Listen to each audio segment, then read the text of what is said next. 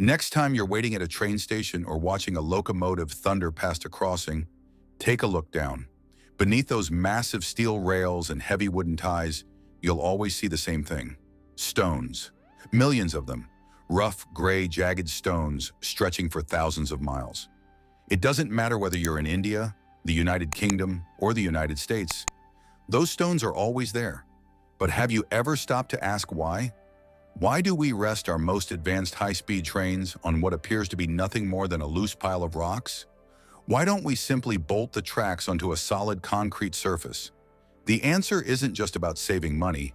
It's a brilliant piece of engineering that prevents tracks from sinking into the earth, absorbs enormous forces, drains water, and keeps the railway stable for decades. And surprisingly, it also connects modern railways to ancient sailing ships. Welcome to Good Pup. Today we're uncovering the hidden secret of railway stones. To understand why those stones are there, we first need to understand the challenge engineers face. Trains are incredibly heavy. A fully loaded freight train can weigh thousands of tons. That's an enormous amount of force pressing down on a relatively small area. If railway tracks were placed directly on ordinary soil, the ground would gradually compress under the weight. Over time, the tracks would sink, shift, and become dangerously uneven. And when a train moving at high speed encounters an uneven track, the consequences can be catastrophic. This is where the stones come in. Engineers call them track ballast. Think of the railway as a giant layer cake. At the top are the steel rails. Beneath the rails are the sleepers, also known as ties. And beneath the sleepers is a thick layer of crushed stone. The ballast spreads the train's weight across a much larger area, reducing pressure on the ground below. Instead of allowing the tracks to sink into the earth, the stones distribute the load evenly and create a stable foundation. Without ballast, modern railways simply wouldn't work. But here's something interesting. Have you ever noticed that railway stones are never smooth? They're always rough, angular, and sharp. That's completely intentional. Imagine trying to walk across a floor covered with marbles. Everything would slide around beneath your feet. The same thing would happen if railway tracks rested on smooth round stones. Every passing train would cause the stones to roll and shift, gradually moving the track out of alignment. Instead, engineers use crushed rock, often granite or quartzite. These materials break into sharp-edged pieces. When packed together, the jagged stones lock into one another like pieces of a puzzle. They resist movement while still allowing a small amount of flexibility. That flexibility is important because trains generate enormous vibrations and forces.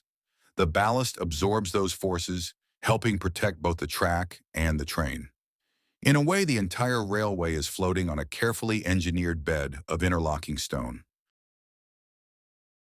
Supporting weight is only one of ballast's jobs. It also protects railways from two major enemies: water and vegetation. Let's start with water. Rain may seem harmless, but for railways it's a serious threat. If water collects beneath the track, the soil can become soft and unstable. Over time, the ground may shift, causing dangerous changes in track alignment. Fortunately, ballast solves this problem. The gaps between the stones create a natural drainage system. Rainwater quickly flows through the spaces and away from the track, keeping the foundation dry and stable. Then there are weeds. Plants may not seem powerful, but roots can slowly disrupt soil and weaken the railway's foundation. The thick layer of sharp stone makes it extremely difficult for vegetation to grow. As a result, the ballast helps keep the track clear and stable year after year. So these stones aren't just supporting trains. They're also draining water and preventing plant growth at the same time. Now for the part most people never expect. The word ballast didn't originate with railways at all. It came from ships. Centuries ago, sailing vessels often traveled empty while heading to pick up cargo.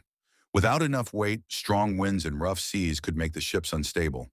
To solve this problem, sailors loaded heavy stones into the bottom of the ship. These stones acted as ballast, providing stability during the journey. Once the ship reached a port and took on cargo, the extra stones were no longer needed. They were often dumped onto the shoreline. As railways began expanding during the 19th century, engineers needed large quantities of cheap, heavy material to stabilize their tracks. Those discarded stones proved perfect for the job, and the name ballast followed them from the sea to the railway. It's a small piece of history hidden beneath nearly every train track on Earth. So the next time you see those rough gray stones beneath a railway line, you'll know they're much more than ordinary rocks. They spread enormous loads, absorb vibrations, drain water, prevent weeds, and help keep trains moving safely every single day. It's a simple solution that has survived for more than 2 centuries because it works remarkably well. Sometimes the most important pieces of engineering are the ones we never notice. And in this case, they're right beneath our feet. If you enjoyed this story, be sure to like the video and subscribe for more fascinating histories hidden in everyday objects. Thanks for watching.